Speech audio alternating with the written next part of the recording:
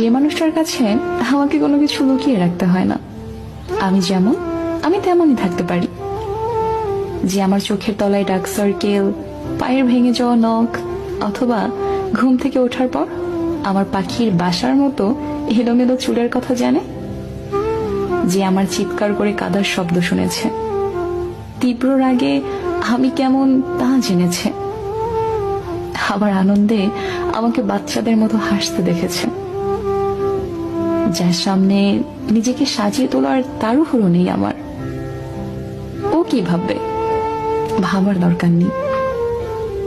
যাকে জড়িয়ে ধরে মরার মতো শান্তির ঘুম ঘুমানো যায়, যার কাছে কখনো জাজ হওয়ার ভয় নেই, যার কাছে মন খুলে আমি আমি হয়ে থাকতে পারি।